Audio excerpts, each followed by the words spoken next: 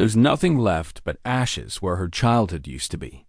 The laughter that once filled these streets has been replaced by silence so heavy it makes her chest ache. Liv walks through what remains of her village, holding her mother's old kitchen knife. 3 days ago, Viking ships came from the sea. She hid in the cliffs and watched them burn everything. Now she's alone, looking for anything she can use to survive. A shadow falls across her path. She looks up to see a massive Viking warrior standing there. His hair is braided and his face is marked with old scars.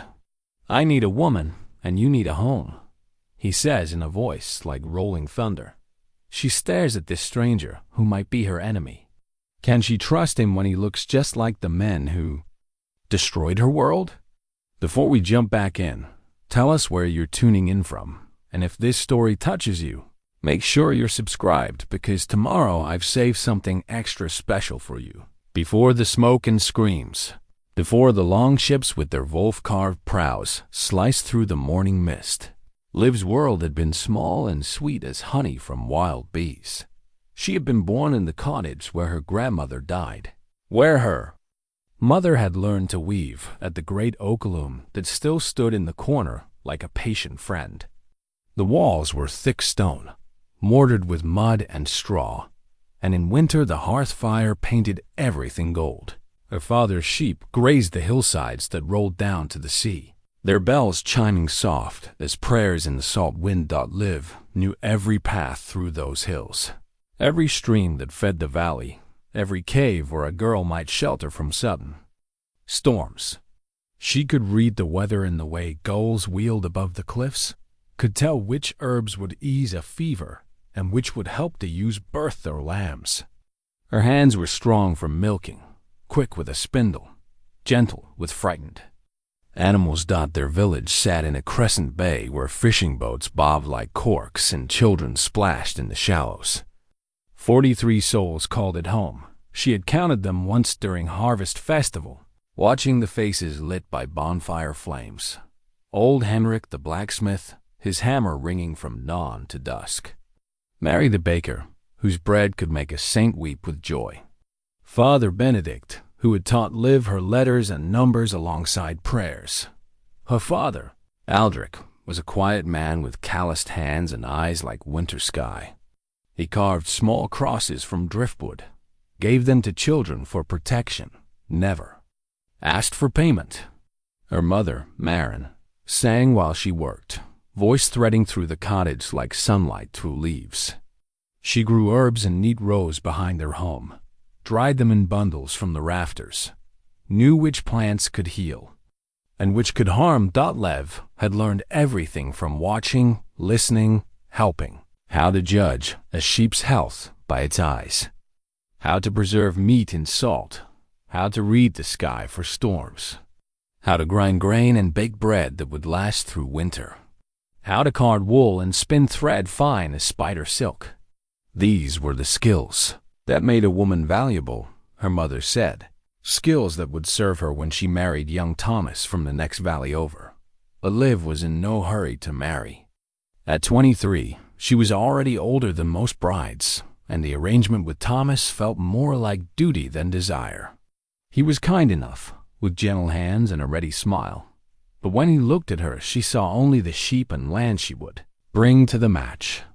Her heart remained untouched, waiting for something she couldn't name. The morning it all ended had dawned clear and bright. Liv rose before the sun to check on a Away heavy with twins, walking the familiar path through morning. An iced tea that clung to the hillsides like ghostly fingers. The sheep were restless, clustering together instead of spreading to graze, and their agitation made her uneasy. She was returning to the cottage when she saw them, dark shapes on the horizon where sky met sea. At first, she thought they might be merchant vessels, though none were expected. Then the wind shifted, and she glimpsed the carved prows. The shields hung along the sides like scales on some great sea serpent. Vikings. The word hit her like a physical blow. She had heard the stories, whispered around winter fires when children were supposed to be sleeping. Towns burned, people carried off in chains, whole villages left empty as graveyards.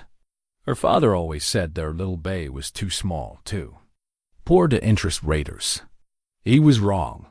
Liv ran toward the village, her heart hammering against her ribs. She could see people moving in the streets now, some pointing toward the sea, others already running for the hills. A church bell began to toll not the measured calls for morning prayer, but the frantic clanging that meant danger, meant death was coming with the tide. Vikings! She shouted as she ran, though the word felt strange and terrible in her mouth. Vikings on the water! Some listened. The Baker Mary grabbed her children and ran for the woods. Henrik the blacksmith began throwing his tools into a sack, his face grim as winter. But others stood frozen, unable to believe that death could come so swiftly to their peaceful bay. Liv's parents were in their cottage, her father loading their few valuables into a leather satchel, while her mother wrapped bread and cheese in cloth. Her father's wooden cross lay on the table beside his shepherd's staff, and Liv's heart clenched to see how his hand shook as he reached for it. "The cliffs," her father said, his voice steady despite his trembling fingers. "Hide in the caves until they're gone. They won't climb that high for so little gain." Her mother pressed a small bundle into Liv's hands: bread, dried meat, her grandmother's woolen blanket. "Stay hidden, child. No matter what you hear, stay hidden until the sun sets 3 times. Promise me." Liv wanted to argue, wanted to insist they all run together, but the sound of splintering wood came from the direction of the harbor. The first boats had reached shore. There was no time for anything but flight. She kissed her parents quickly, breathing in the familiar scents of wool and herbs that always clung to her mother's clothes. Then she was running again, up the steep path that wound toward the cliffs, her heart breaking with every step that took her further from home. Behind her, the screaming began. The cave she chose was small and well hidden, its entrance masked by twisted gorse bush. She had played there as a child, pretending it was a dragon's lair or a fairy palace. Now it became her prison, her salvation, a vantage point for hell. For 3 days she crouched in that cramped space, emerging only to drink from a tiny spring that seeped through the rocks. She watched the smoke rise from her village, black against the blue sky. She heard voices carried on the wind-harsh shouts in a language she didn't understand, screams that cut through her like knives. Sometimes she saw figures moving in the streets below, but they were too distant to recognize. On the second day, the Vikings dragged their captives to the beach. Even from the cliffs, Liv could see the chain that bound them together, could see how they stumbled and fell on the sand. She pressed her hand over her mouth to keep from crying out, searching desperately for her parents among the distant figures. But they were too far away, mere shapes against the water. The longships departed with the tide, taking their human cargo and leaving only smoke and silence behind. When Liv finally descended from the cliffs, her legs shaking from 3 days of crouching, she found a world transformed.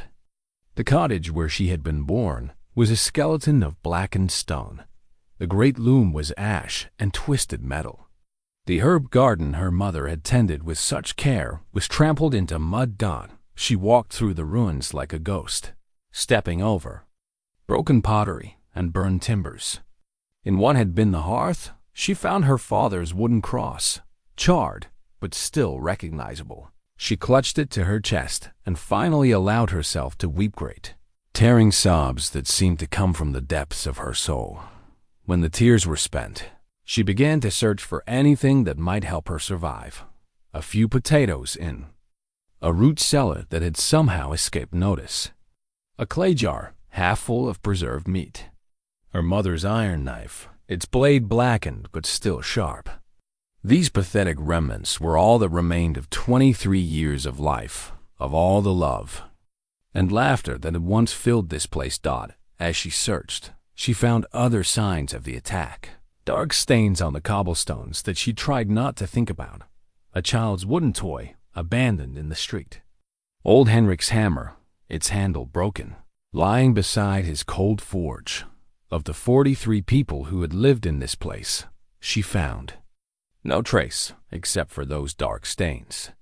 Either they were dead or taken, and she wasn't sure which fate was worse. That night she slept in the ruins of her childhood home, wrapped in her grandmother's blanket, clutching her father's cross and her mother's knife. She dreamed of longships and chains, of faces she would never see again. She woke to find her cheeks wet with tears and her heart empty as the burned-out shell around her died.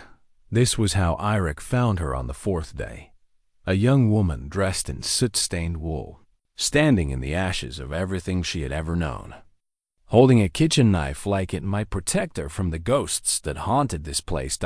Eirik. Thorson had not meant to become an oath-breaker, but some choices carve themselves into a man's soul, whether he wills it or not. The morning that changed everything had started like any other aboard the Seawolf. He'd risen before dawn to check the rigging, his hands moving with the practiced ease of a man who'd spent 15 years learning the ways of wind and water. The longship cut through the waves like a blade through silk, her carved prow splitting the sea foam while her crew prepared for another raid. His father had named him for Eric the Red, hoping the child would inherit that legendary explorer's courage and cunning. In some ways, the name had proven prophetic. Eirik had grown tall and strong, his shoulders broad enough to wield a war axe with devastating effect, his mind sharp enough to read the subtle signs that meant the difference between successful raid and watery grave. But where his namesake had been driven by hunger for gold and glory, Eirik found himself increasingly troubled by the cost of such ambitions. The Thor's hammer pendant that hung around his neck had belonged to his grandfather, a man of simple faith who believed strength should protect the weak, not prey upon them. Eirik's crewmates saw only the silver gleaming against his chest, another mark of his noble bloodline. They didn't know that some nights he clutched it like a drowning man grasps driftwood, trying to remember what honor meant. Captain Sven had chosen their target with his usual cold calculation, a small coastal village with no walls, no warriors, nothing but fishermen and farmers who would offer little resistance. The kind of raid that filled the ship's hold with silver and slaves while risking few Viking lives. The kind of raid that made Eirik's stomach clench with unnamed dread. Easy pickings, Sven had said, his scarred face splitting in a grin that showed broken teeth. We'll be in and out before they know what's happened. Gold, thralls, supplies, everything we need for the winter market. The crew had cheered, already imagining the wealth they'd take, the stories they'd tell. Eirik had nodded and smiled with the rest, but his grandfather's pendant felt heavy as stone against his chest. The attack itself had gone exactly as planned. The villagers were caught completely off guard, most still in their beds when the Vikings came ashore. Those who tried to resist were cut down quickly. The rest, the women, children, and old men, were rounded up like sheep, their hands bound with rough rope, their faces blank with shock and terror. Eirik had done his part, moving through the village with mechanical efficiency, his sword ready but unused. He told himself this was simply business, the way of the world, the price of survival in a land where only the strong endured. But when he saw a small girl clutching a wooden doll, her eyes wide with fear, something inside him began to crack. Captain Sven had found the village priest hiding in his small stone church, an old man with kind eyes and gentle hands who tried to shield the sacred objects from profanation. The captain laughed at such futile defiance, his blade already singing from its sheath. "Kill him," Sven commanded, turning to Eirik with expectant eyes. "Let these Christians see what happens to those who defy us." The priest looked up at Eirik with no anger, no hatred, only a profound sadness that seemed to see straight through to his soul.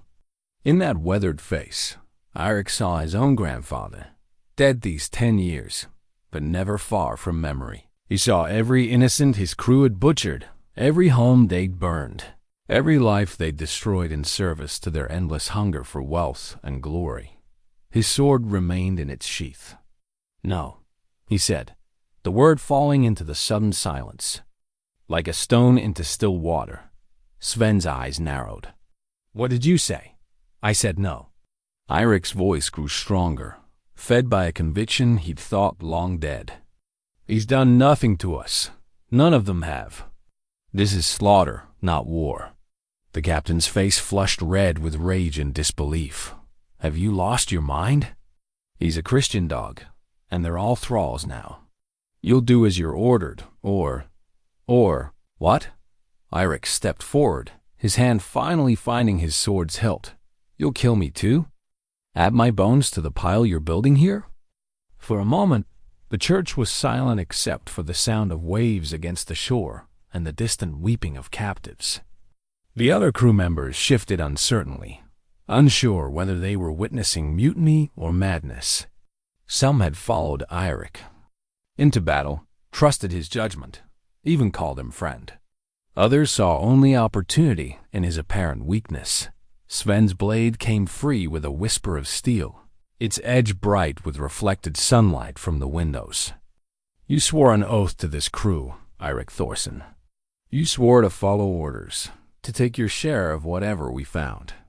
Will you break that oath for the sake of this sniveling priest?" The Thor's hammer pendant seemed to burn against Eirik's chest. His grandfather's voice echoed in his memory, speaking words from a childhood long past. "True strength is knowing when not to use your sword, boy. Any fool can kill. It takes a man to choose mercy." "Yes," Eirik said simply. "I will." What followed happened quickly, almost too fast for thought. Sven lunged forward with a warrior's speed, his blade seeking Eirik's heart. But Eirik had been fighting since he was old enough to hold a wooden sword, and his reflexes were sharp as winter ice. He caught Sven's wrist, turned the thrust aside, and drove his knee into the captain's ribs, hard enough to send him sprawling across the stone floor. The other Vikings closed in then, some still loyal to their captain, others eager to curry favor with whoever emerged victorious. Steel rang against steel in the confines of the little church, the sound echoing off stone walls like thunder in a bottle. Eirik fought well better than well, but he was outnumbered, and his heart wasn't truly in the battle. These men had been his crewmates, his shield brothers. He couldn't bring himself to kill them, even as they tried to kill him in the end. It was Magnus One-Eye who ended the fight, the grizzled veteran stepping between the combatants with his axe raised high. "Enough!" he roared, his voice carrying the authority of 30 years at sea. "Would you spill Norse blood on foreign soil over a Christian priest?" The fighting stopped, though the tension remained thick as smoke. Sven climbed slowly to his feet, his face murderous with rage and humiliation. Blood leaked from his split lip, and his breathing came hard and sharp. "He's broken his oath," Sven spat, pointing at Eirik with his sword. "Defied direct orders. The penalty for that is death." Magnus nodded slowly, but his one good eye remained fixed on Eirik. "Aye, that's the law. But it's also the law that any man can challenge for leadership if he thinks the captain's judgment is flawed. Is that what you're doing, Thorson?" For a moment, Eirik considered it. He was well liked by the crew, respected for his skill in battle and his fair treatment of captives.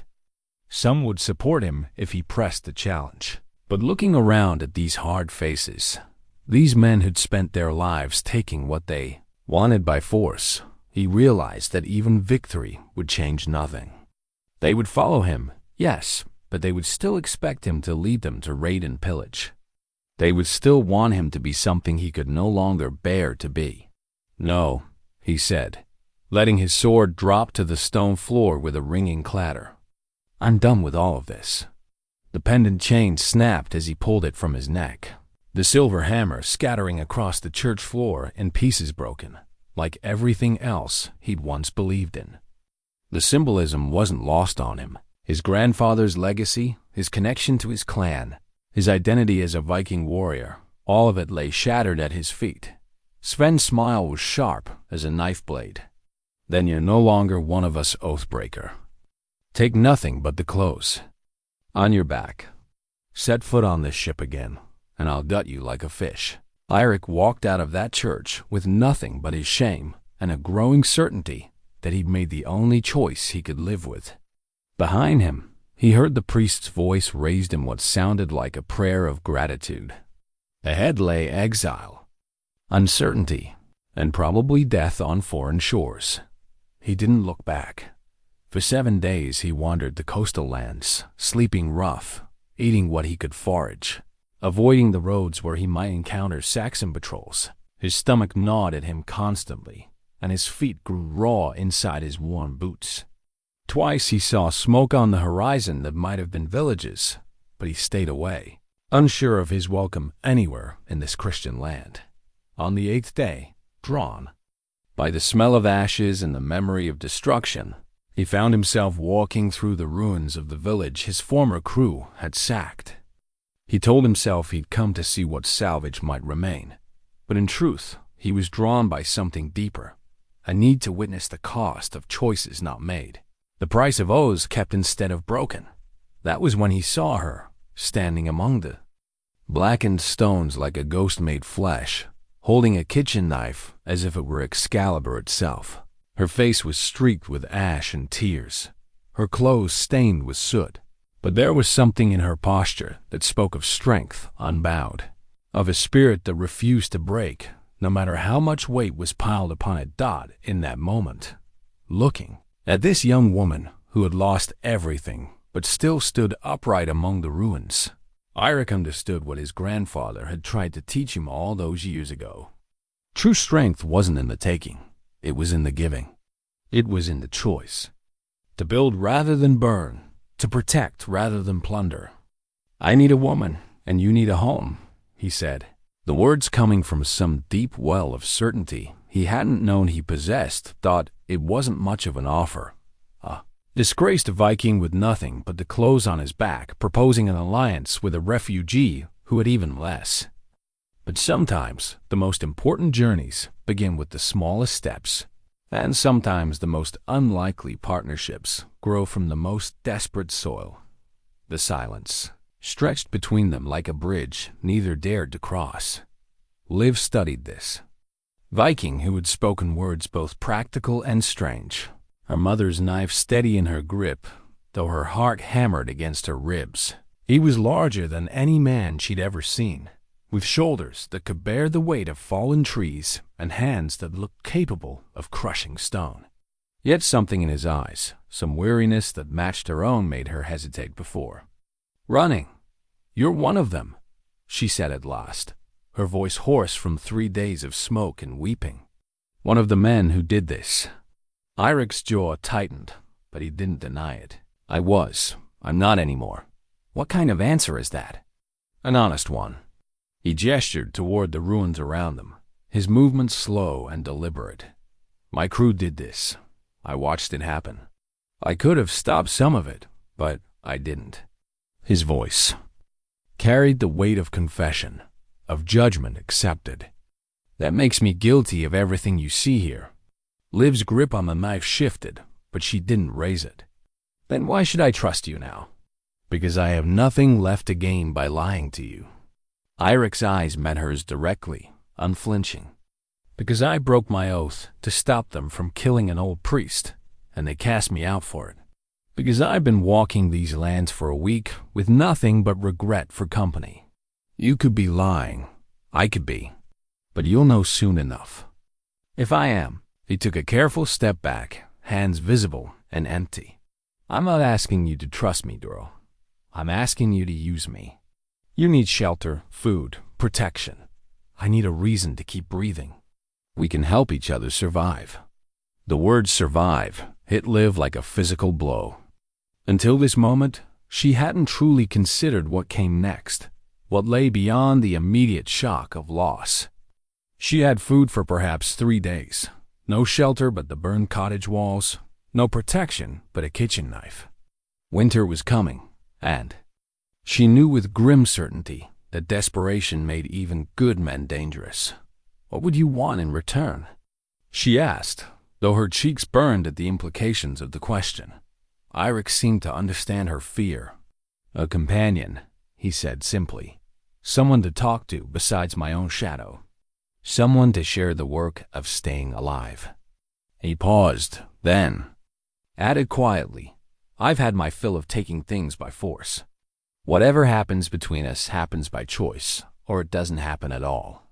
There was something in his voice, a bone-deep weariness that spoke of battles fought and lost, of choices that couldn't be unmade. Liv had heard that tone before, in her father's voice when he spoke of the lambs taken by wolves, of seasons when the harvest failed despite all their careful work. "You could kill me easily enough," she said, stating fact rather than fear. "Yes, take whatever you wanted." "Yes, but you won't." "No." His answer came without hesitation. "I've spent 15 years taking what I wanted. It's left me with nothing worth having." Liv looked around at the ruins of her village, at the ash-covered stones that had once been home to everything she'd ever loved. The rational part of her mind screamed warnings. This man was a stranger, a Viking, potentially a killer. But the rational part of her mind had no answer for the approaching winter, no solution for the empty larder and the burned roof. Besides, what did she really have left to lose?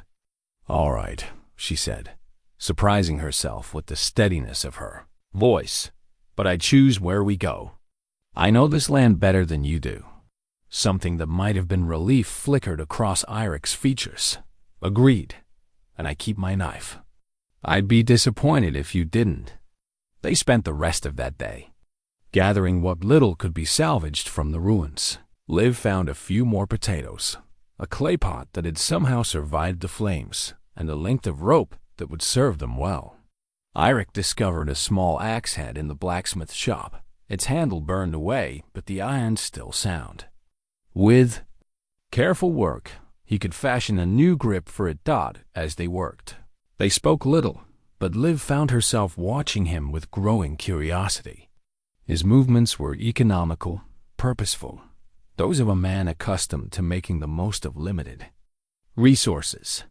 When he found a handful of nails scattered in the ashes, he gathered them as carefully as if they were silver coins. When she struggled to lift a fallen beam, he appeared at her shoulder without being asked, his strength making the task simple.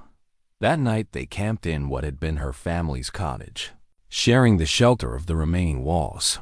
Eirik had insisted she take the spot closest to the small fire they built, positioning himself between her and the open doorway.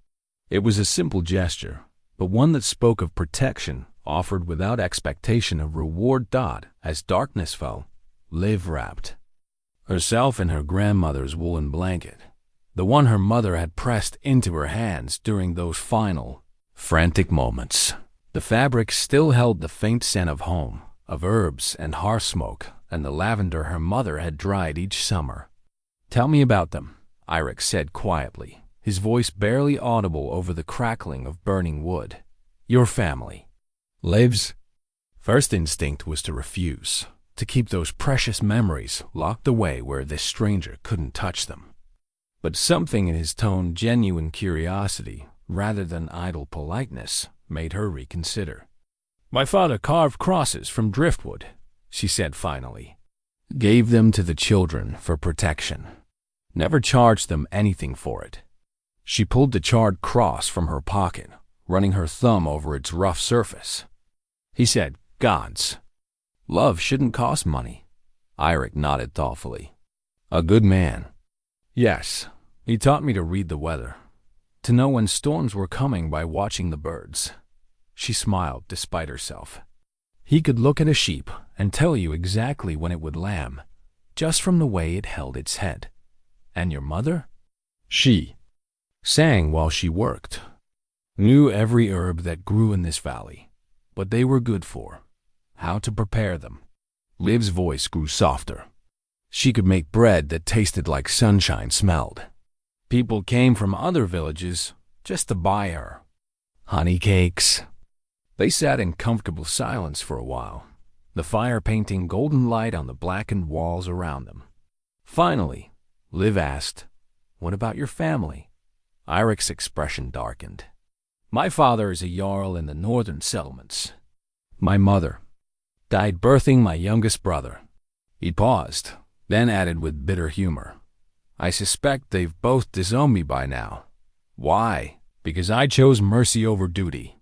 Because I broke an oath rather than break an old man's skull." He stared into the flames, his face hard as carved stone. "In their world, that makes me weak. Useless. In my world," Liv said quietly, "that makes you decent." Something shifted in Eirik's expression, surprise, perhaps, or gratitude. "Your world is gone. Then maybe we'll have to build a new one." The words surprised them both.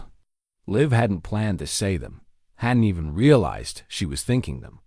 But as they hung in the air between them, they felt true in a way that little else had since the longships had appeared on the horizon. Eirik studied her face in the firelight, searching for something she couldn't name. Whatever he found there seemed to satisfy him. "Maybe we will," he said. That night, Liv dreamed not of burning villages and screaming voices, but of hands building walls, of seeds planted in rich earth, of a hearth fire that never went cold. When she woke to find Eirik already up and tending the coals, she felt something she hadn't experienced in days, a fragile shoot of hope, pushing up through the ashes of her old life. By the morning of their third day together, they had established the careful rhythm of two people learning to share space without collision. Eirik woke first, as warriors learned to do, and built up the fire while Liv still dozed in her woolen cocoon. She rose when the warmth reached her, and together they shared their meager breakfast of charred grain and wild berries she'd found. Growing along the stream, they spoke little during these morning rituals, but the silence felt different now, less wary, more companionable. When Eirik accidentally brushed her hand while passing the water skin, neither of them jerked away as they might have 2 days before. When Liv automatically smoothed the blanket they both slept near, she didn't pause to wonder if the gesture seemed too domestic, too presumptuous. "We can't stay here much longer," Liv said as they prepared to break camp. The ruins around them felt haunted by more than memory. Smoke from their small fires might attract unwanted attention, and the approaching autumn meant they needed proper shelter soon. "Where would you have us go?" Eirik asked, shouldering the pack he'd fashioned from salvaged cloth. His new axe handle, carved from a piece of oak timber, hung from his belt alongside the knife he'd found in the blacksmith's remains. Liv pointed inland, toward the wooded hills that rose beyond the coastal plain. "There are valleys up there, places where streams run year-round. My father used to take the sheep to graze there in summer." She paused, remembering those peaceful days when her biggest worry had been keeping the flock together. "If we can find the right spot, we could build something. Small, but warm, enough to see us through the winter. You think like a shepherd's daughter," Eirik observed, though his tone held approval rather than criticism. "Always looking for good pasture, fresh water, shelter from the wind." "And you think like a warrior," Liv replied, "always watching the horizon for trouble. Between the two of us, we might actually survive." They set out as the sun climbed above the eastern hills, following game trails that wound upward through stands of oak and ash. Eirik had fashioned a simple sling from strips of leather, and he used it to bring down small birds and rabbits that supplemented their dwindling supplies. Liv gathered nuts and late berries, her knowledge of which plants were safe proving invaluable as they moved through unfamiliar territory. As they walked, they began to talk more freely. Eirik told her about the different lands he'd seen during his years at sea, the ice-locked fjords of his homeland, the green islands where monks raised sheep and copied manuscripts, the warm southern shores where men grew grapes for wine. His voice held wonder when he spoke of these places, as if he were seeing them fresh through her eyes.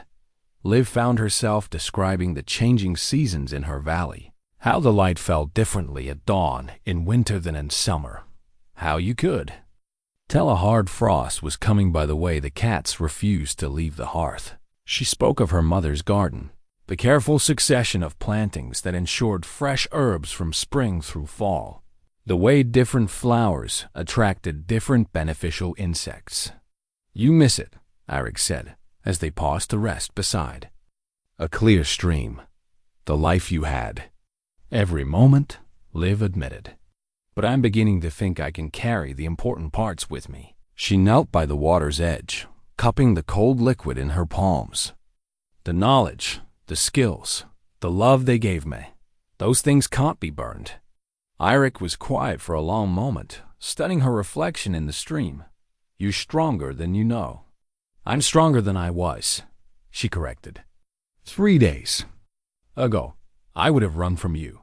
3 days ago, I would have hidden in that cave until I starved rather than take a risk. What changed? Liv considered the question as she refilled their water skin. I suppose I realized that fear and wisdom aren't the same thing. Fear would have kept me safe and dead. Wisdom meant choosing the risk that might lead somewhere better. And you think I might lead somewhere better? She looked at him directly, taking in the weathered face, the careful way he held himself, the hands that were gentle despite their obvious strength. I think we might lead each other somewhere better. That evening, they found what they'd been searching for, a natural clearing beside a spring-fed stream, sheltered on 3 sides by hills and open to the south for light and warmth. Ancient oaks provided windbreak and timber, while the stream would supply fresh water year-round. The soil looked rich enough for a small garden, and game signs suggested the area would provide hunting opportunities. This could work, Eirik said, walking the perimeter with the eye of a man who'd made camp in hostile territory. Good sight lines, multiple escape routes if needed, water that won't freeze solid. My mother would have loved the morning light here, Liv added, imagining how the sun would slant through the trees to warm the clearing. Perfect for growing herbs. They made camp that night with a sense of purpose neither had felt in days. As Eirik worked on their shelter, a simple lean-to of branches and salvaged cloth, Liv explored the area more thoroughly, identifying useful plants and planning how they might expand their temporary camp into something more permanent. Done after their meal of roasted rabbit and gathered nuts, they sat by their fire discussing the work ahead. They would need to build before the hard frost came, gather food stores for winter, create tools for the countless tasks of survival. The magnitude of the undertaking was daunting, but somehow the challenge felt manageable when shared. I can work wood, Eirik said, holding up hands scarred by years of handling rough timber and rope. Ships, houses, furniture, if it can be built, I can build it. And I know plants, animals, weather patterns, Liv replied. What grows where, what can be stored, how to preserve meat and vegetables through the cold months. Your skills and mine, your strength and mine. As she prepared to wrap herself in the woolen blanket, Liv felt Eirik's eyes on her. There was something different in his gaze tonight, not the careful assessment of a warrior evaluating a potential threat, but something warmer, more personal. When she looked up, he didn't glance away as he might have done in their first days together. What? She asked, suddenly self-conscious. You have soot in your hair, he said quietly. From the ruins. It's been there since I found you. Without waiting for permission, he reached toward her, his large fingers surprisingly gentle as they worked to remove the dark flakes from her brown hair. The touch was intimate in a way that had nothing to do with desire and everything to do with simple human care. One person tending to another's needs without expectation of reward. Liv found herself holding very still, hardly breathing, as his hands moved through her hair. When had someone last touched her with such tenderness? When had she last felt cared for rather than simply useful? There, Eirik said softly, his hands falling away. Better. Thank you, she whispered, though the words seemed inadequate for the moment they'd just shared. That night, as they settled down to sleep on opposite sides of their small fire, Liv found herself acutely aware of his presence, not in the fearful way of their first night, when every sound he made had sent her heart racing with alarm, but in a way that felt almost comfortable, safe, even. "Eirik," she said into the darkness. "Yes?" "Tomorrow, when we start building, I want to make something that will last. Not just a shelter to get through winter, but a real home. Something worth defending." There was a long pause before he answered, and when he did, she could hear the smile in his voice. "Then that's what we'll build." The next morning brought their first real test as partners. Eirik began felling small trees for timber, while Liv gathered stones from the stream for a foundation. The work was backbreaking, made harder by their limited tools, but as the day progressed, they found their rhythm. Eirik would notch and position the logs while Liv chinked the gaps with mud and moss. When she struggled with a stone too heavy for her to move alone, he would appear at her side without being asked. When he needed help holding a beam in place while he secured it, she was there with steady hands and encouragement taught by evening. They had the beginnings of walls, crude but solid, built to withstand wind and weather. As they sat exhausted by their fire, sharing another simple meal, Liv looked at their day's work with satisfaction. "It's not much yet," she said. "But it's ours," Eirik replied. And something in the way he said that simple word ours made her chest tighten with unexpected emotion. For the first time since the longships had appeared on the horizon, Liv allowed herself to imagine a future. Not just survival, but something more. A place where she could plant her mother's herbs, where Eirik could carve crosses like her father had done, where two people who had lost everything might find a way to build something new together. It was a fragile hope, delicate as a bird's egg, but it was hope nonetheless. And as she drifted off to sleep that night, wrapped in her grandmother's blanket, while Eirik's steady breathing provided a comforting counterpoint to the night sounds around them, Liv realized that this strange partnership, born of desperation and sealed with tentative trust, might actually be the beginning of something worth fighting for. 3 weeks into their partnership, Eirik presented Liv with a gift that changed everything between them. She had been kneeling by the stream, washing their few garments in the cold water, when he approached with something hidden behind his back. The morning mist still clung to the valley, and droplets of dew caught the early sunlight like scattered diamonds on the grass. "Close your eyes," he said, his voice carrying an unusual note of nervousness. Liv looked up at him suspiciously. "Why?" "Trust me." The words hung between them, weighted with meaning neither had spoken aloud. In the weeks since they'd begun building their shelter, trust had grown between them like ivy on stone, slowly, carefully, but with surprising strength. Still, Liv hesitated. "Please," Eirik added, and something in his tone made her comply. She felt him move closer, felt the warmth of his presence as he knelt beside her. Then something smooth and cool was placed in her palm bone, she realized, carved and polished to a silky finish. "You can look now." Liv opened her eyes to find a comb lying in her hand, its teeth perfectly spaced, its handle decorated with simple but elegant patterns. It was beautiful in the way that purely functional things could be beautiful, clearly the work of someone who understood both the material and the purpose. "You made this?"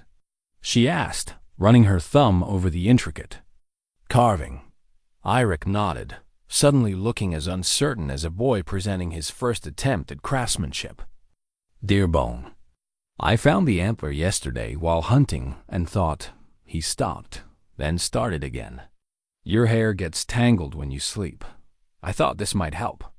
Liv stared at the comb, overwhelmed by the implications of such a gift. The hours of careful work it represented, the attention to detail, the simple fact that he had noticed her small daily struggles and sought to ease them. No one had made anything specifically for her since her father carved her first wooden doll. "It's beautiful," she said softly. "But you didn't have to. I wanted to." The words came out rushed, as if he feared she might refuse the gift. "You've been using your fingers to work out the knots, and I know it hurts sometimes. This will. Be gentler." Without thinking, Liv reached up and drew the comb through a strand of her hair. The teeth glided smoothly through the brown waves, untangling without pulling, exactly as he had intended. The bone was warm from his hands, and she could smell the faint scent of the oil he'd used to polish it. "Thank you," she whispered, and meant it more deeply than she had meant anything in a long time. Something shifted in Irik's expression relief, perhaps, or satisfaction at having pleased her, but there was something else there too, something that made her pulse quicken and her cheeks warm despite the cool morning air. That night, as had become their custom, they sat by their fire after the day's work was done. Their shelter was nearly complete now, its walls solid and weatherproof, its roof thatched with reeds from the stream bank. Inside, they had built a simple hearth, a sleeping platform raised off the damp earth, and shelves to hold their growing collection of tools and supplies. It was beginning to feel like home. Liv used her new comb to work through her hair before sleep, and she was aware of Irik watching the ritual with quiet attention. When she caught him staring, he didn't look away as he once might have. "Tell me about your nightmares," she said suddenly, surprising herself with the boldness of the question. Irik went very still. "What makes you think I have nightmares?" "You talk in your sleep sometimes. Not words exactly, but sounds. Like you're fighting something." She set the comb aside carefully, treating it like the precious thing it was. "You helped me through mine. Maybe I can help you through yours." For a long moment, Irik stared into the fire, his jaw working as if he were chewing difficult words. When he finally spoke, his voice was rough with old pain. "I dream about the faces," he said. "The people my crew killed over the years. They stand around me in a circle, and they don't speak, don't accuse. They just look at me with these empty eyes, and I want to explain that I never wanted it to happen, that I tried to stop some of it, but the words won't come." Liv moved closer to him, drawn by the raw honesty in his voice. "That's not the same as enjoying it. That's guilt, which means you have a conscience. Does it matter? They're still dead. It matters to me." She reached out tentatively, her fingers just brushing his hand where it rested on his knee. "It matters because it means you can choose differently now." Irik turned his hand palm up, allowing her fingers to settle into his. His skin was calloused from years of rope and sword work, but his touch was gentle as he closed his fingers around hers. "What about you?" he asked. "Do you dream of the raid?" Liv nodded, though the admission cost her. "I dreamed that I didn't hide, that I stayed and fought, even though I would have died. In the dreams, dying feels better than living with the knowledge that I ran while others suffered. That's survivor's guilt.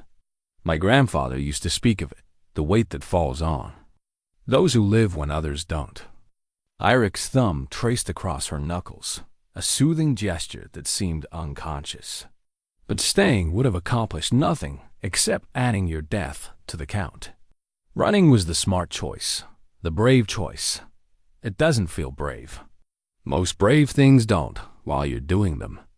They sat in comfortable silence after that, hands linked, staring into the flames that danced and flickered in the stone hearth.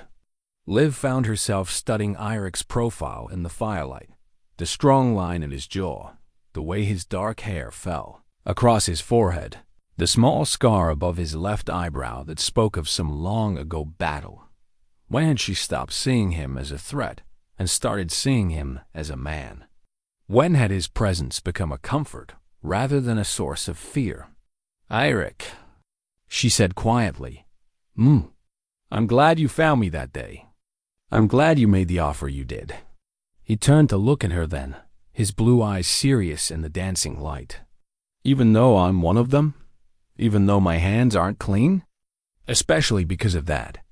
She squeezed his fingers, trying to convey through touch what words couldn't quite capture.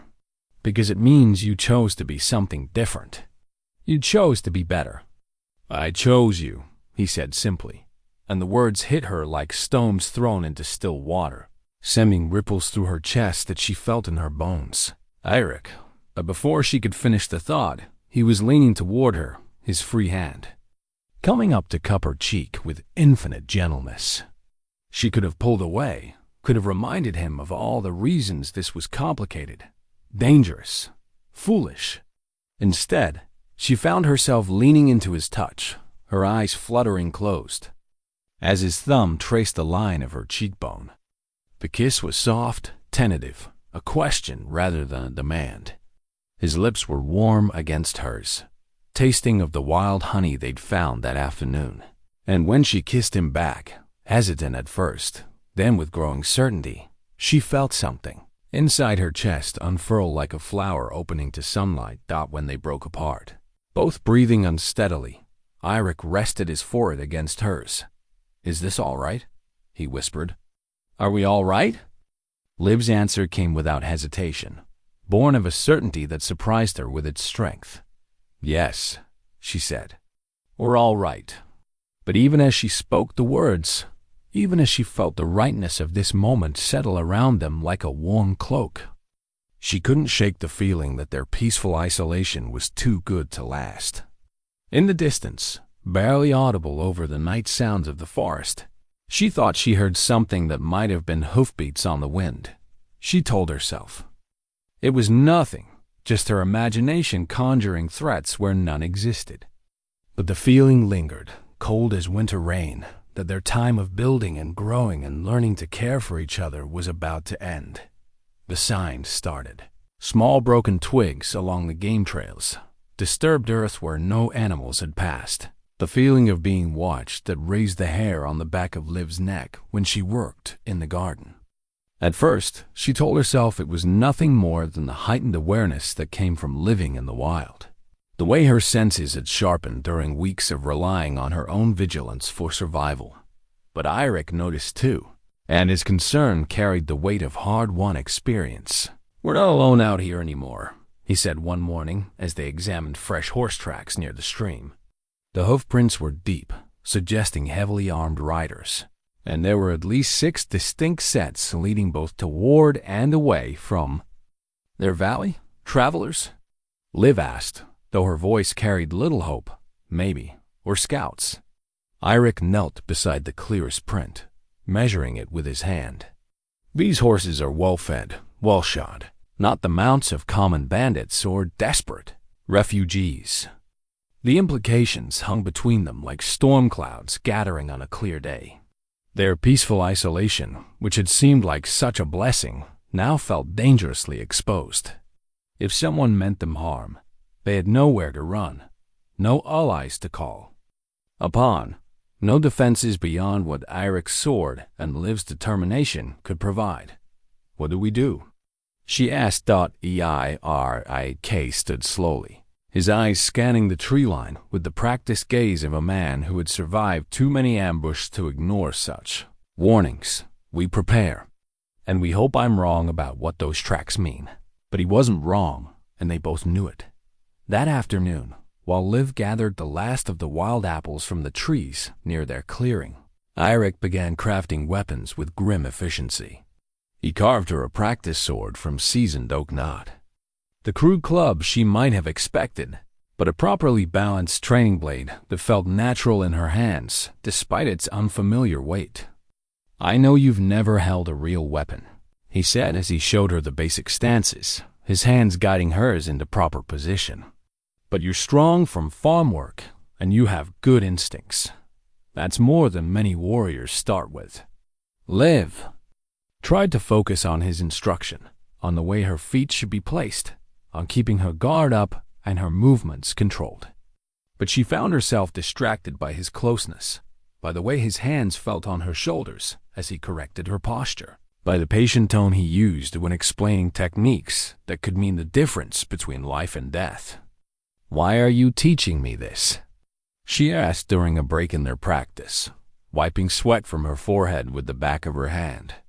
"Because I might not always be able to protect you," Eirik said simply.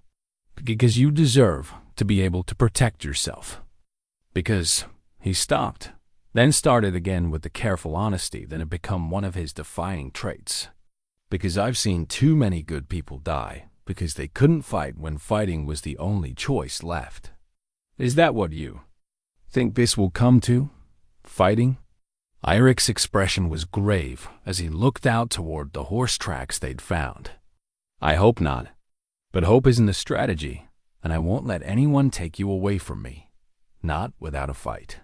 The possessiveness in his voice should have alarmed her, but instead it sent warmth spreading through her chest. When had she become something worth fighting for? When had this partnership become something worth defending with blood? That evening, as they shared their simple meal of bread and preserved meat, Liv found herself studying Eirik's face with new intensity.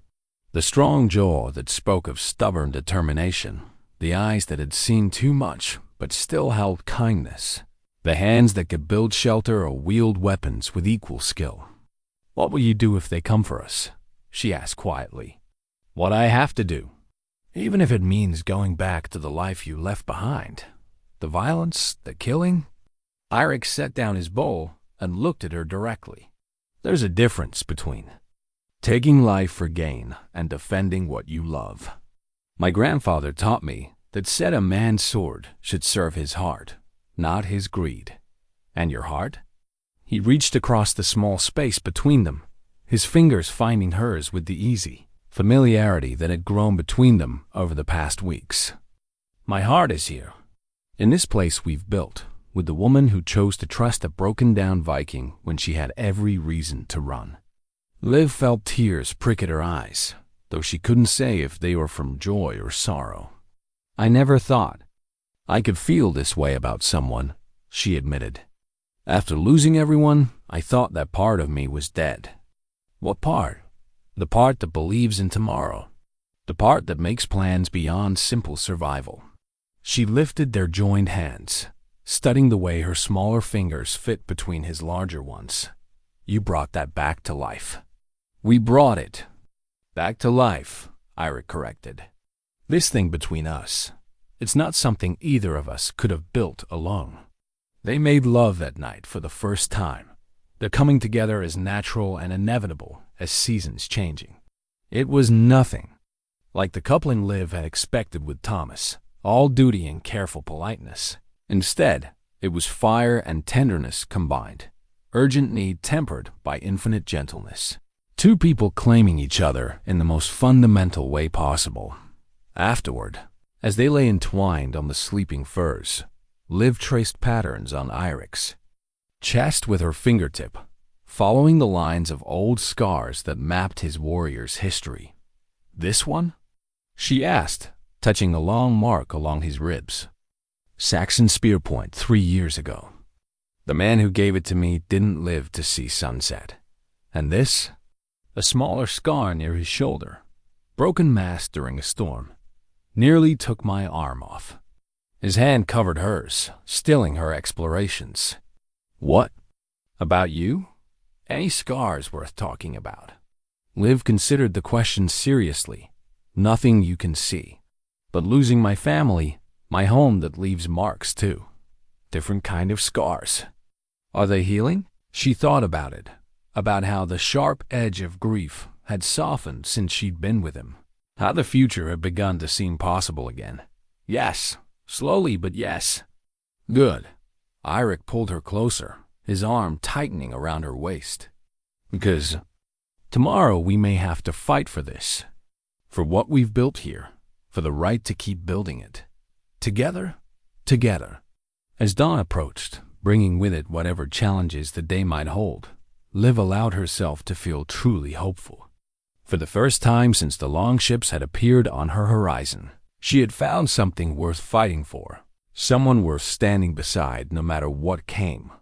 whatever threats were circling their peaceful valley, whatever forces sought to tear apart the life they built, they would face it as they had faced everything else, as partners, as equals, as two people who had chosen each other when the world offered them no other choice.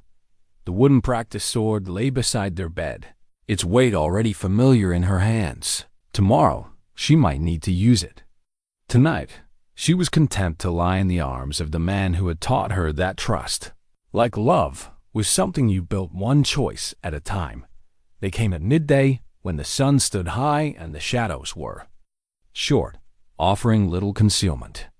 Liv was tending the small garden she'd planted beside their cottage when she heard the sound of hoofbeats, not the distant echo she'd been imagining for days, but the real thunder of horses approaching at full gallop. "Eirik," she called, but he was already moving, his warrior's instincts having picked up the sound a heartbeat before hers. 6 riders crested the hill that overlooked their valley, their horses lathered with sweat, their mail glinting in the afternoon sun. Even from a distance, Liv could see they were Vikings, the distinctive cut of their clothing, the way they sat their horses, the casual confidence of men accustomed to taking what they wanted by force. "Get inside," Eirik commanded, his voice carrying an authority she'd never heard from him before. The gentle craftsman who had carved her comb was gone, replaced by the warrior who had once sailed with raiders and lived to tell the tale. But Liv stood her ground. "No, we face this together, remember?" Eirik's jaw tightened, but there was no time to argue.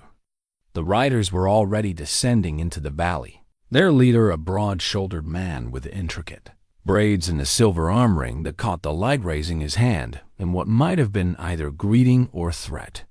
Eirik Thorson, the leader, called as they approached, his voice carrying across the clearing with practiced ease. "Son of Jarl Thorson of the Northern Reaches, we've been looking for you." Eirik stepped forward, placing himself between Liv and the mounted warriors, his hand resting casually on his sword hilt. "Magnus," he acknowledged, recognition clear in his voice. "I didn't expect to see you so far from home waters." The man called Magnus dismounted with fluid grace, his boots hitting the ground with a sound like thunder. He was older than Eirik, perhaps 40 winters, with the kind of scars that spoke of survival rather than mere luck. Behind him, his companions remained mounted, their hands conspicuously near their weapons. "Your father sent us," Magnus said, pulling something from his. Held a silver arm ring identical to the one he wore, but clearly meant for another.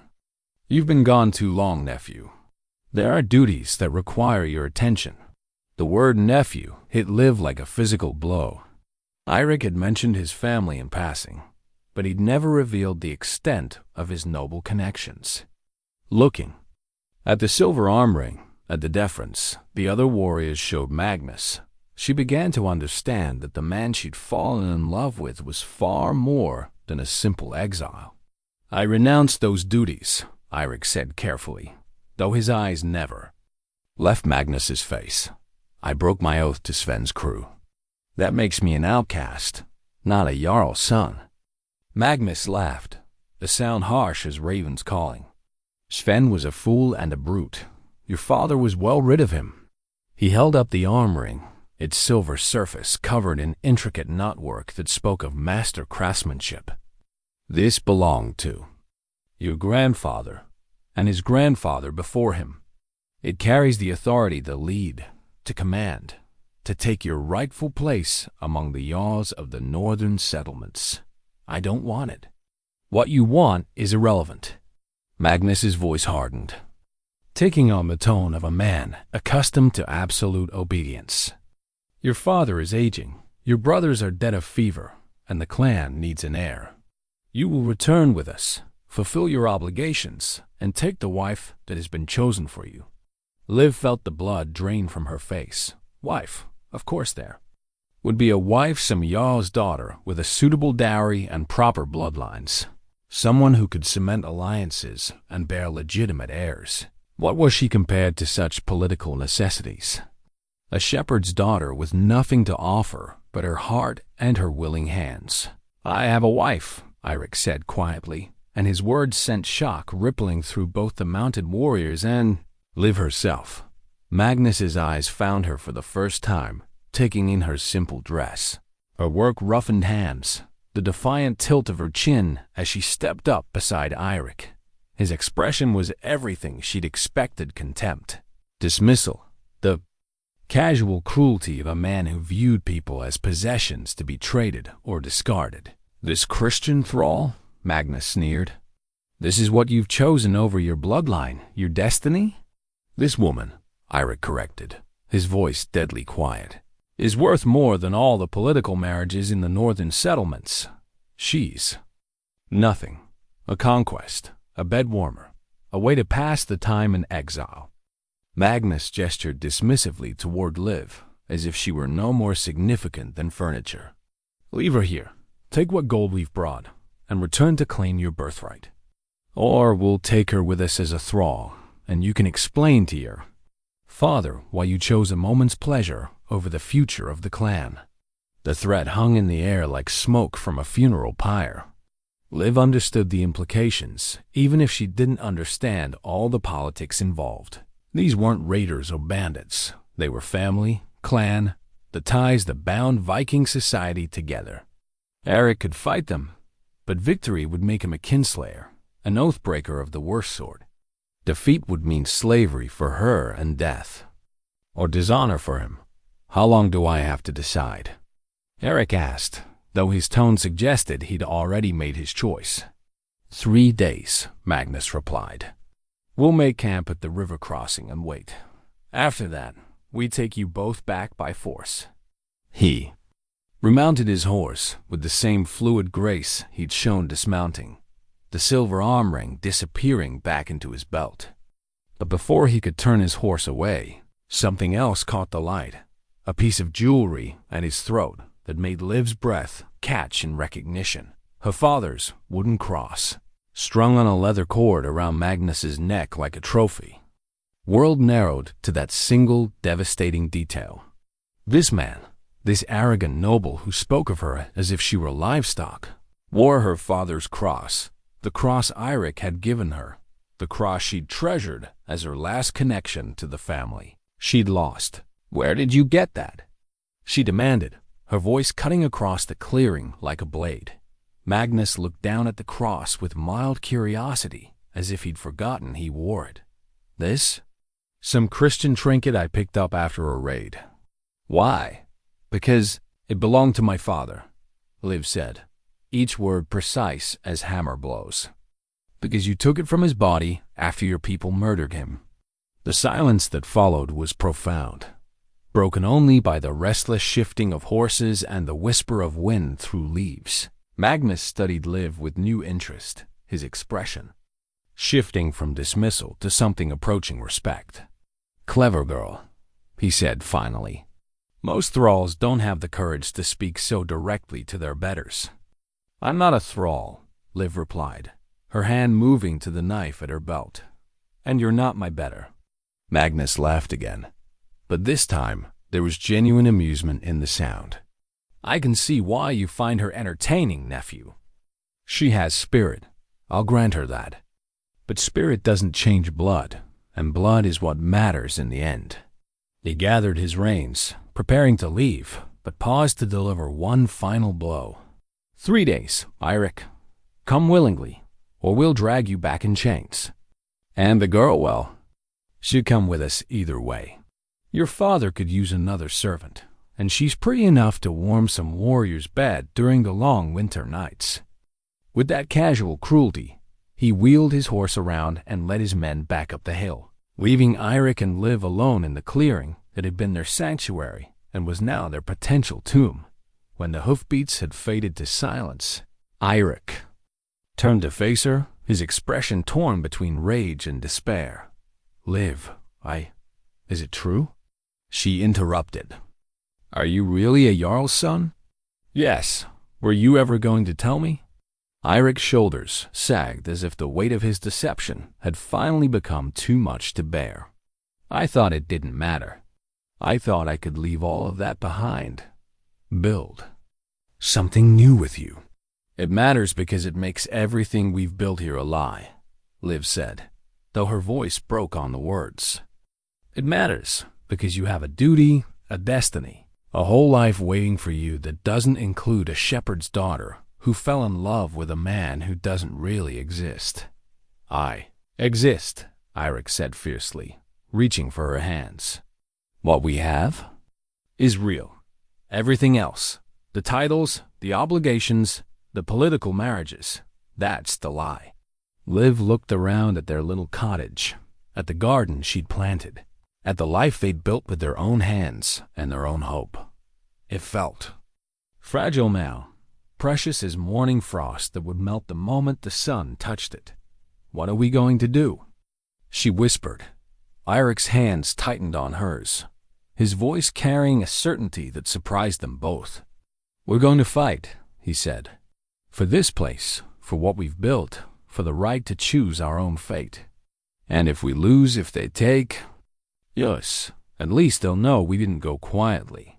The silver arm ring gleamed in Liv's memory, symbol of a life that could be Eirik's for the taking. All he had to do was abandon her, abandon their dreams, abandon the man he'd chosen to become in favor of the man his blood demanded he be. But as she looked into his eyes, she saw no hesitation, no regret, no desire for the easy path that would restore his noble status.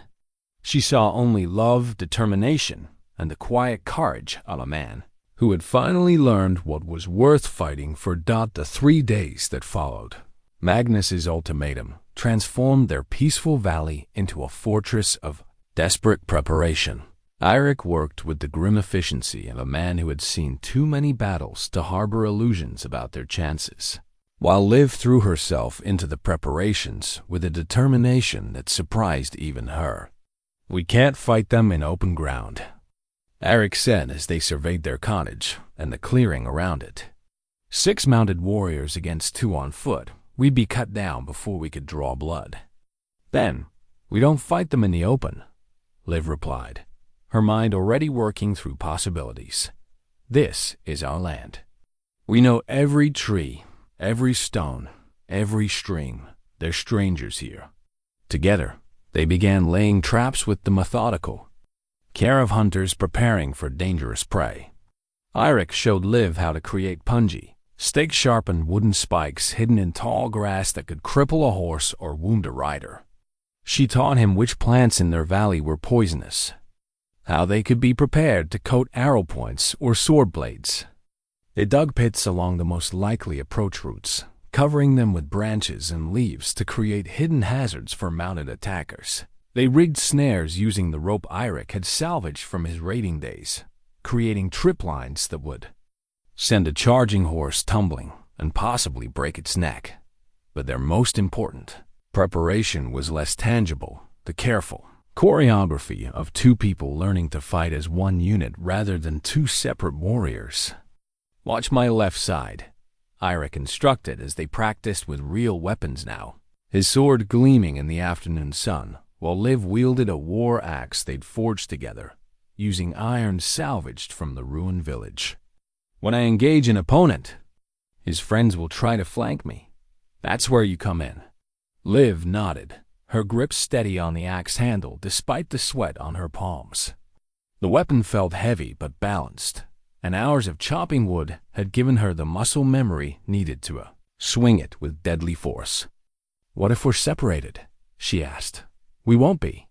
Eirik's voice carried absolute certainty. We fight together, or we don't fight at all. No heroics, no trying to save me by drawing them away. We live together, or we die together. That night, as they sat by their fire sharing what might be their last peaceful meal, Eirik presented her with another gift, though this one carried implications far different from the bone poem. Give me your hand, he said, pulling something from the coals of their fire. Liv extended her left hand, curious, and felt something warm and smooth slide onto her ring finger. In the firelight, she could see it was a simple band of iron, roughly forged, but perfectly fitted to her finger. I made it from a nail, Eirik explained, his voice soft with emotion. "From one of the nails we used to build our home. I thought, if we're going to die defending this place, defending each other, we should do it as husband and wife." Liv stared at the iron ring, overwhelmed by the gesture's simple perfection. It wasn't silver or gold, carried no precious stones, or elaborate craftsmanship, but it was made from their home, forged by the hands of the man she loved, given freely without expectation of survival to see it honored. "Is this a proposal?" she asked, though her smile took any sting from the question. "It's a promise," Eirik replied. "That whatever happens tomorrow, you won't face it alone. That if we live, we build something together. That if we die, we die. As one." Liv looked at the ring, then at the man who had offered it. 6 months ago, she had been a shepherd's daughter with a predictable future marriage to a kind but unexciting man. Children raised in the shadow of familiar hills, a life measured in seasons and small pleasures. Now, she sat in a cottage built by her own hands, wearing a ring forged from their shared labor, preparing to fight for the right to choose her own destiny. "Yes," she said simply, and leaned forward to kiss him. Their wedding was celebrated with no guests but the stars. No ceremony but the promises they made to each other in the firelight. No blessing but their own fierce determination to honor the vows they spoke. But when Eirik slipped a matching iron ring onto his own finger, the other half of the nail, he explained with a shy smile, Liv felt as married as any woman who had ever walked down a cathedral aisle. They made love that night, with desperate tenderness, their bodies speaking promises their voices couldn't quite manage. Afterward, as they lay intertwined on their sleeping furs, Liv traced the scars on Eirik's chest with newfound possessiveness. "Tell me about Magnus," she said quietly. "What kind of man is he?" "Honorable in his way," Eirik replied, his fingers combing through her hair with absent affection. "He keeps his word, protects his clan, leads from the front in battle. But he's also completely ruthless when it comes to anything he sees as duty or necessity." "Will he really wait 3 days?" "Yes, he gave his word." Eirik's arm tightened around her. "But after that, he'll come with everything he has. And he's very good at what he does. Better than you?" Eirik considered the question seriously. "In a fair fight, probably. He has 20 years of experience on me, and he's never been conflicted about killing. But this won't be a fair fight." The next morning brought gray skies and the smell of rain on the wind weather that would work in their favor if it came to battle. Wet ground would slow the horses, reduce visibility, make footing treacherous for mounted warriors unused to fighting in such conditions. They spent the day making final preparations, checking their traps, ensuring their weapons were sharp and ready. As evening approached, they took shelter in their cottage and waited. The attack came at dawn on the third day. Just as Eirik had predicted, Liv woke to the sound of horses moving through the forest, their hooves muffled by the previous nights. Rain but still audible to ears trained by weeks of hypervigilance. She touched Eirik's shoulder, and he came awake instantly, his warrior's reflexes overriding the peace of sleep. "They're here," she whispered. Eirik nodded, rolling out of bed and reaching for his sword. "Remember what we practiced. Stay close. Watch the flanks, and whatever happens, don't let them separate us." They had perhaps 10 minutes before the riders reached their clearing time enough to take their positions, to steel themselves for what was coming, to share one last kiss that tasted of love and determination and the bitter acceptance of likely death. "I love you," Liv said as they heard Magnus's voice calling across the valley. "I love you too," Eirik replied. "Now let's show them what that means." The first trap triggered as Magnus led his men into the clearing, a rope snare that sent one of the horses tumbling and its rider flying through the air to land hard against a tree. The man didn't get up. "Clever," Magnus called out, his voice carrying approval despite the circumstances. But tricks won't save you, nephew. Surrender now, and I'll make your death quick." Eirik's answer came in the form of a thrown axe that buried itself deep in another rider's shield, the force of the impact nearly unseating him. "We'll make our own terms, uncle." What followed was chaos in its purest form, horses rearing and screaming as hidden spikes found their legs, warriors cursing as their mounts stumbled in concealed pits. The ring of steel on steel as Eirik and Liv fought side by side against enemies who had expected an easy victory. Liv's first kill came when a dismounted warrior tried to circle behind Eirik during his duel with Magnus. She felt the war axe bite deep into the man's side, felt his blood spray across her face, felt his body convulse and then go still. The sensation was nothing like she had imagined. No glory, no satisfaction, just grim necessity and the sick knowledge that she had ended a life.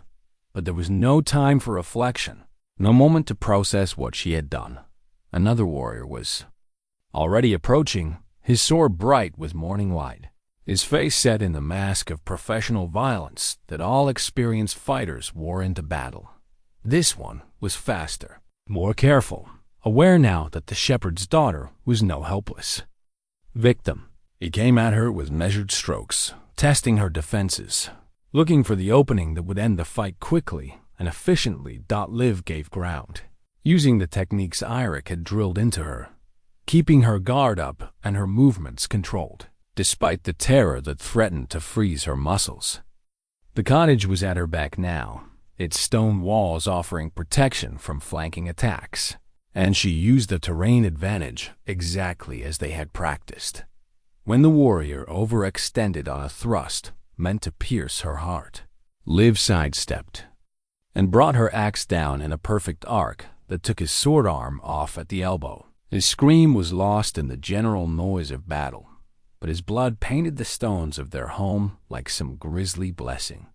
Meanwhile, Eirik was engaged in single combat with Magnus, their swords weaving patterns of death in the morning air. Despite his uncle's greater experience, Eirik was holding his own, his younger reflexes and intimate knowledge of the ground compensating for the older man's superior skill. But the battle was taking its toll on both of them.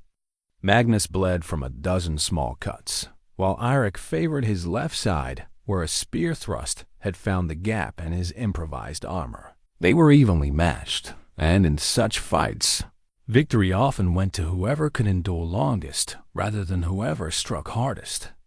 The turning point came when one of the remaining warriors, wounded but still dangerous, tried to attack Liv from behind while she was finishing off the man she'd crippled. Eirik saw the threat, broke off his duel with Magnus to intercept, and took a sword thrust through his shoulder that was meant for his wife's back. The pain and shock of the wound staggered him, leaving him open to Magnus's follow-up attack. But instead of pressing his advantage, the older man stepped back, his sword lowered, his expression thoughtful. "Enough," Magnus said, his voice carrying across the suddenly quiet clearing. "You've proven your point, nephew." Eirik swayed on his feet, blood streaming down his arm, but kept his sword ready. "What point is that? That you're willing to die for her? That she's willing to kill for you?"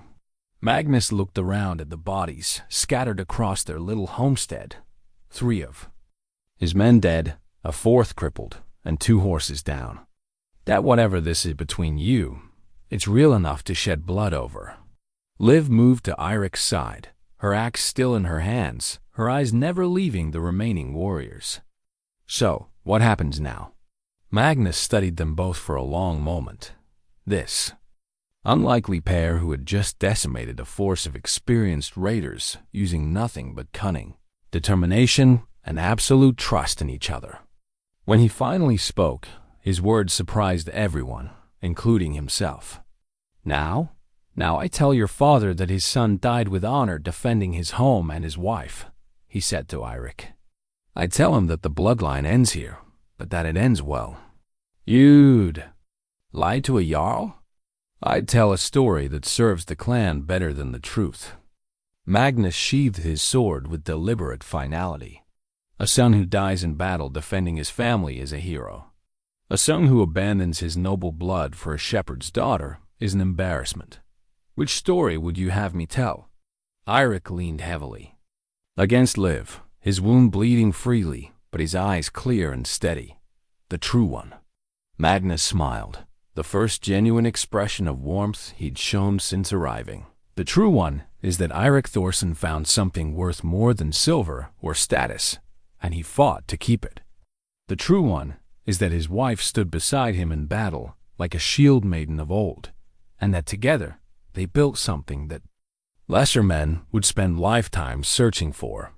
He pulled the silver arm ring from his belt one final time, then threw it into the ashes of their morning fire. Consider yourself truly dead to your old life, nephew. And may you live long and, well, in the new one. With that, he gathered his surviving men and their wounded, mounted the horses that remained sound, and rode out of their valley as abruptly as he had arrived. But before he disappeared over the hill, he paused to remove something from around his neck, a small wooden cross on a leather cord, and tossed it back toward Livdod. Her father's cross landed at her feet, returned at last to where it belonged on. As the sound of hoofbeats faded into the distance, Liv helped Eirik into their cottage and began the work of cleaning and binding his wounds. The shoulder wound was deep but clean, and with proper care, it would heal without permanent damage. "We won," she said, though the words felt strange in her mouth. Victory didn't feel like she had imagined it would. "We survived," Eirik corrected, wincing as she probed the wound. "And we kept what matters most." "What's that?" He smiled despite his pain, his good hand finding the iron ring on her finger. "Each other. This place. The right to choose what happens next." Outside, their valley was stained with blood and littered with the debris of battle.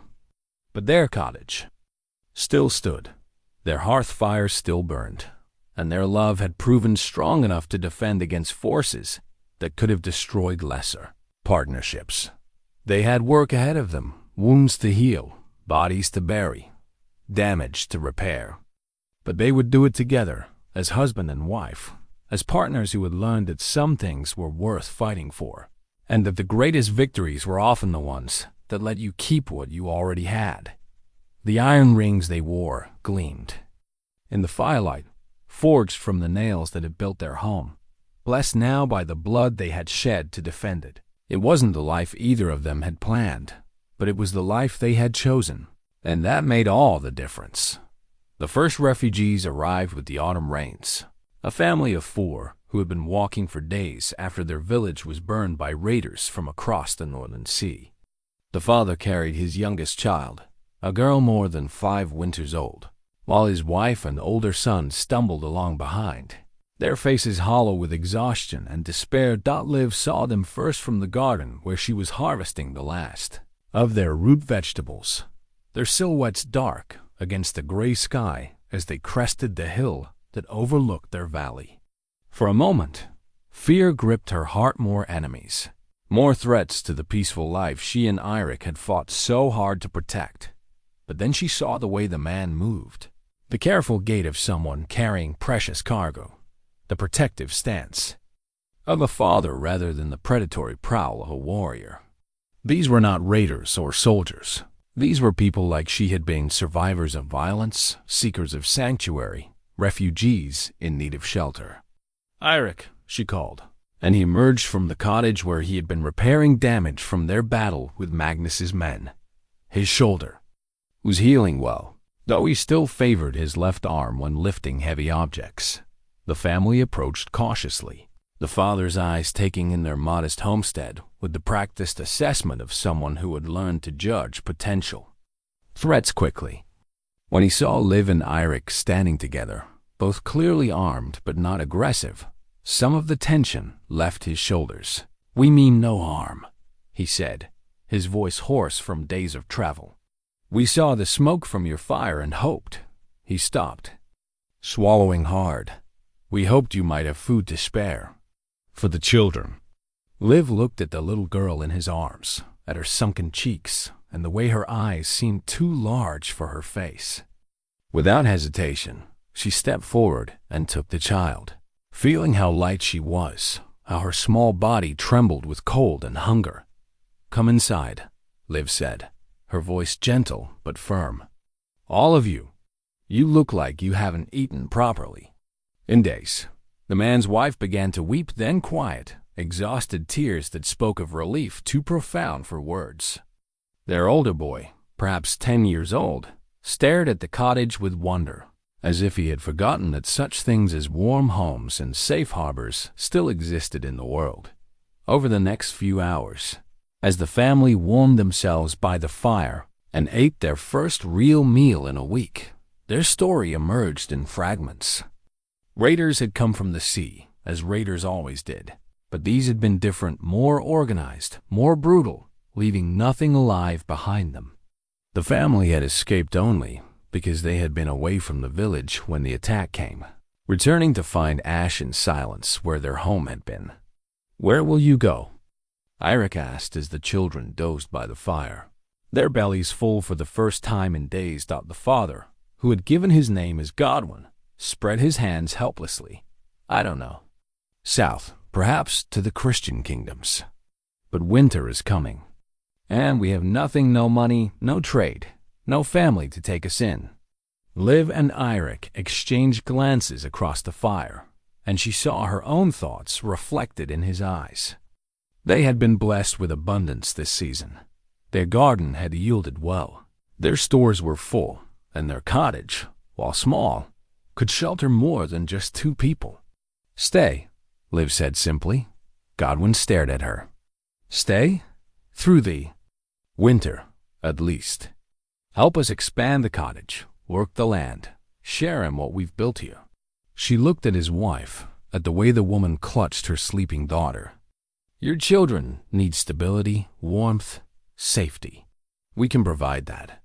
But you don't even know us," Godwin protested. "We could be thieves, murderers, worse than the raiders who burned our village."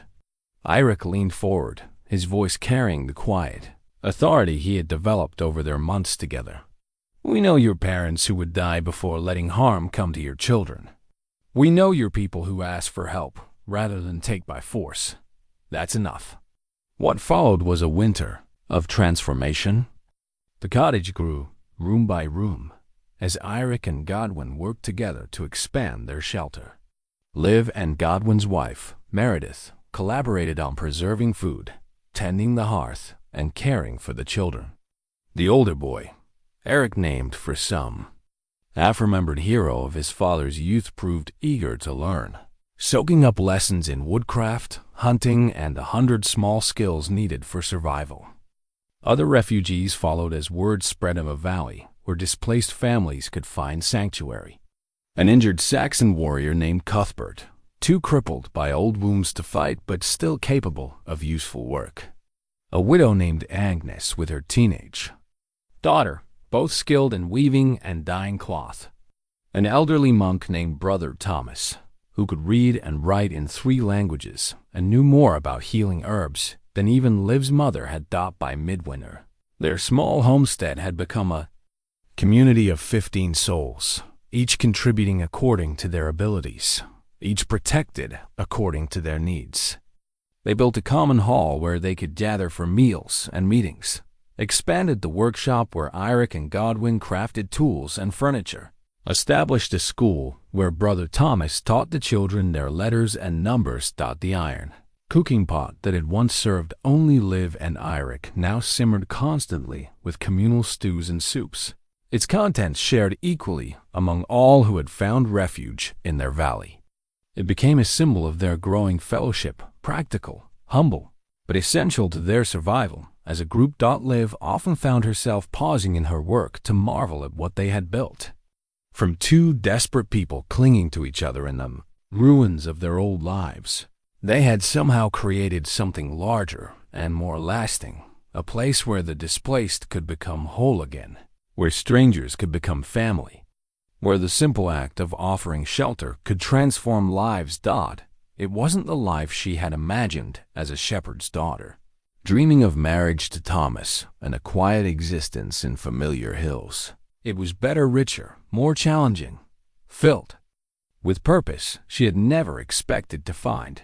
And at the center of it all was Eirik, her husband, her partner in building this unlikely sanctuary.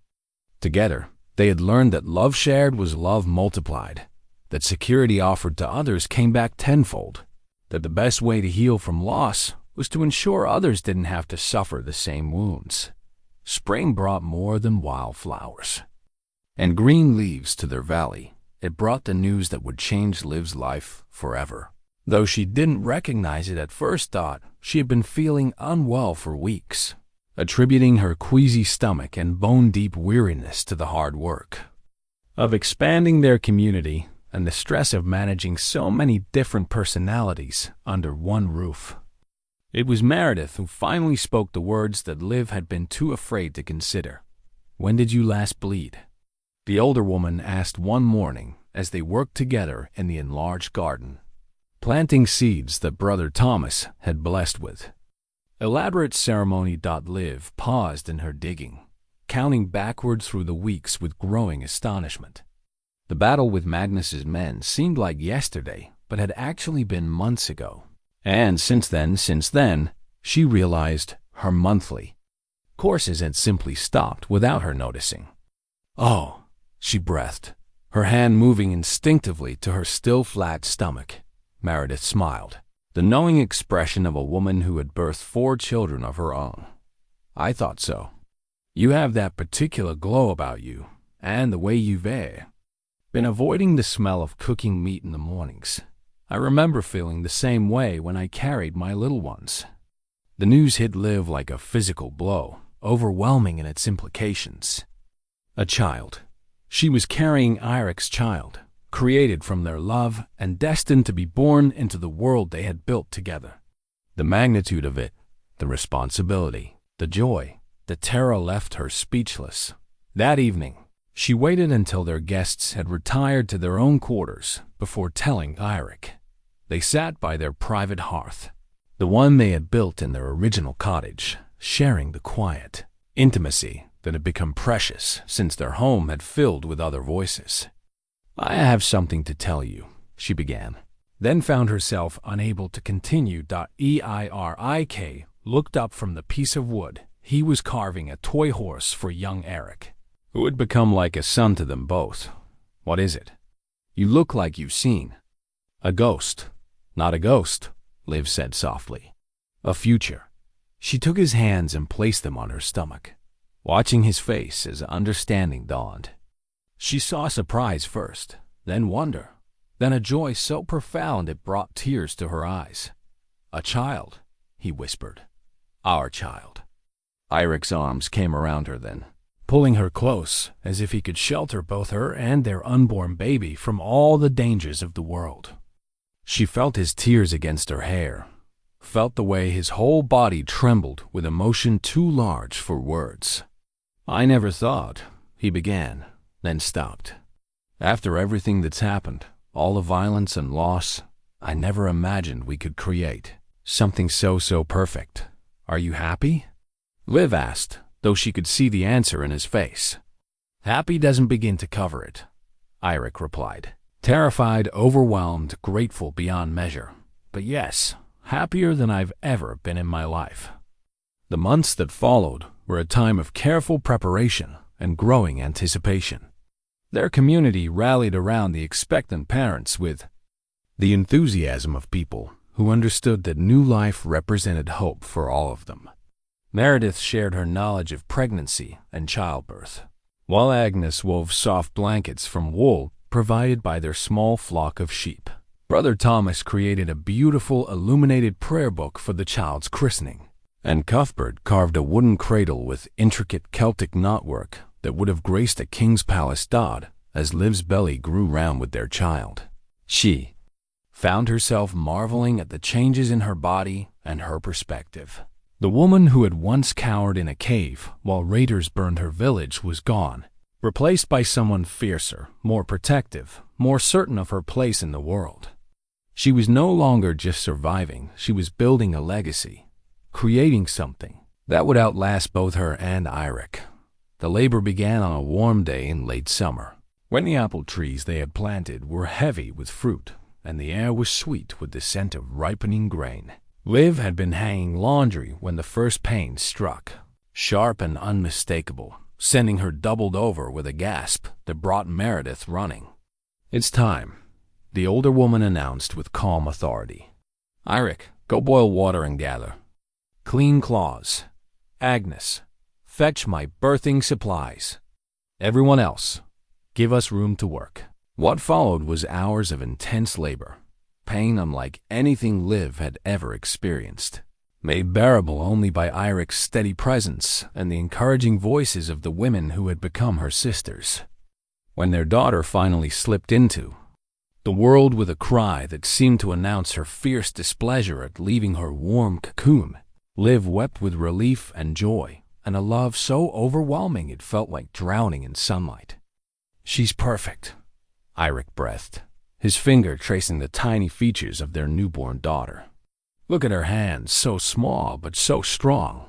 Liv cradled the baby against her chest, marveling at the weight of this new life they had created. The child was wrapped in a blanket woven from wool that had come from their own sheep, the descendants of the single goat that had survived the raid on her village. The connection felt profound, symbolic of how their past and future were intertwined, in ways both visible and hidden. "What shall we call her?" Eirik asked. Liv looked down at their daughter's face, at the way the baby's eyes seemed to focus on hers with startling intensity. "Hope," she said without hesitation. "Her name is Hope." Outside their cottage, their community celebrated with songs and shared ale, their voices raised in joy for the new life that represented the future they were all building together. Inside, three people who had found each other against all odds settled into the quiet miracle of being a family. 5 years had passed since that desperate morning when Liv had stood among the ashes of her childhood, clutching her mother's kitchen knife and facing an uncertain future. Now, as she sat in the shade of the apple trees that had grown from seeds shared during her first meal with Eirik, she could barely recognize the frightened young woman she had once been. Hope toddled between the trees, her chubby hands reaching for the low-hanging fruit while her father followed behind, ready to catch her if she stumbled. At 3 years old, she had inherited Liv's dark hair and Eirik's piercing blue eyes, along with a fearless curiosity that kept both parents constantly vigilant. "Mama, look," Hope called, holding up an apple nearly as large as her head. "I picked it myself." "Well done, little one," Liv replied, setting aside the wool she was spinning to applaud her daughter's accomplishment. "But remember what we taught you about asking the tree's permission first." Hope nodded solemnly and turned back to the apple tree, pressing her small hand against its bark. "Thank you, tree, for sharing your fruit with us," she said in the careful words Eirik had taught her. It was a Viking custom, honoring the spirits that lived in all growing things, adapted for their Christian community with Brother Thomas's blessing. Their valley had grown beyond anything Liv could have imagined during those early desperate months. What had begun as a simple homestead now resembled a proper village, with more than 30 souls calling it home. There were workshops for carpentry and weaving, a small chapel where Brother Thomas led services, a school where children learned reading and numbers alongside practical skills, and even a modest brewery where Cuthbert produced ale that was gaining renown in the nearby settlements. But the heart of their community remained the great hall they had built around the iron cooking pot that had once served only 2 people. Every evening, their extended family gathered there to share meals and stories, to resolve disputes and plan for the future, to celebrate births and mourn losses, as people had done since the beginning of time. Liv often found herself marveling at the faces around that communal table, refugees who had become farmers, warriors who had become craftsmen, strangers who had become family through the simple act of choosing to share their lives. Each person had brought their own skills and stories, their own wounds and wisdom, creating something richer and more resilient than any of them could have built alone. "You're thinking deep thoughts," Eirik observed, settling beside her on the bench he had carved from a fallen oak. Hope climbed onto his lap, her apple forgotten in favor of braiding flowers into his beard, game that never failed to make him laugh. "I was thinking about how far we've come," Liv replied, leaning against his shoulder. "About all the people who found their way here, all the lives that have been changed." "Including ours," Eirik said, pressing a kiss to the top of her head. "I sometimes wonder what would have happened if I had listened to Magnus, if I had gone back to my father's hall and married the Jarl's daughter he had chosen for me." "You would have been miserable," Liv said with certainty. "And she would have been married to a ghost, to someone going through the motions of life without really living it. Instead, I got to marry the woman who taught me what home really means." His arm tightened around her, drawing her closer. "The woman who showed me that strength isn't about what you can take, but what you're willing to give." Hope squirmed off his lap and ran toward the garden, where other children were playing among the vegetables under Anna's watchful eye. Their laughter carried on the warm afternoon air, a sound that had become the soundtrack of their lives. "Do you ever miss it?" Liv asked. "The life you could have had? The noble blood, the silver arm rings, the respect of jarls and kings?" Eirik considered the question seriously, as he always did when she asked difficult things. "I miss the simplicity of it sometimes," he admitted. "The clear hierarchy, the defined roles, the certainty of knowing exactly what was expected of me. But I don't miss the emptiness. I don't miss feeling like I was playing a part rather than living my life. And now? Now I wake up every morning knowing that everything I do matters to someone I love. That the walls I build will shelter my family. That the food I grow will nourish my daughter. That the community we've created will outlast both of us." He gestured toward the bustling village around them. "This is a legacy worth building. This is a life worth living." As the sun began to set, painting the sky in shades of gold and crimson, their community gathered as always in the great hall. The iron pot that had started it all simmered with stew made from vegetables grown in their own gardens. Seasoned with herbs Liv had cultivated using knowledge passed down from her mother. The bread came from grain they had ground themselves. The ale from barley they had grown and harvested together. Hope sat between her parents, her eyes heavy with sleep, but determined to stay awake for the evening stories. Around the long table, conversations flowed in the comfortable mixture of languages that had evolved among them: Saxon and Norse, Latin and Gaelic, all blending together like ingredients in their communal pot. Brother Thomas stood to offer the evening blessing, his voice carrying clearly through the hall. "For shelter from the storm, for food that sustains us, for the love that binds us together, and for the hope that guides us forward, we give thanks." "We give thanks," the community replied in unison, their voices creating a harmony that seemed to resonate through the very stones of the building dot after the meal. As people began to drift toward their homes and the evening chores that marked the end of each day, Liv remained at the table with Eirik and their sleepy daughter. The baby blanket she had woven from their sheep's wool lay folded in her lap, the same blanket that had wrapped Hope as a newborn and would someday wrap their grandchildren, if God blessed them with such fortune. "Tell me the story, Mama," Hope murmured, her small hand clutching the edge of the worn wool. "Tell me about the goat and the ashes and the big man with the scary voice." Liv smiled, settling her daughter more comfortably against her side. It had become Hope's favorite bedtime story, the tale of how her parents had met, how they had chosen each other when the world offered them no other choice, how they had built their home and their love from nothing but determination and hope. "Once upon a time," Liv began, her voice soft in the flickering firelight, "there was a young woman who had lost everything she had ever known. As she told the familiar story, her eyes met Eirik's across their daughter's head. In his gaze, she saw the same wonder that had sustained them through all their trials, the same deep contentment that came from knowing they had chosen well, loved deeply, and created something lasting.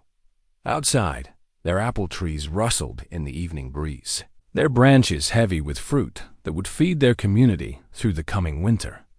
Inside, a family born of ashes and hope settled into the quiet miracle of another day lived well. Another night of peace earned through love and sacrifice and the simple courage to choose building over burning. The iron rings they wore still gleamed. On their fingers, tarnished now by years of work, but unbroken by time or trial. Like the love they represented, like the community they had created, like the hope they had given their daughter, they would endure whatever storms might come. After all, they had proven that some things, the most important things, were worth fighting for. And in the end, the greatest victory was not in the taking, but in the giving. Not in the conquering, but in the building. Not in the destroying, but in the creating of something beautiful from the ashes of what had been lost.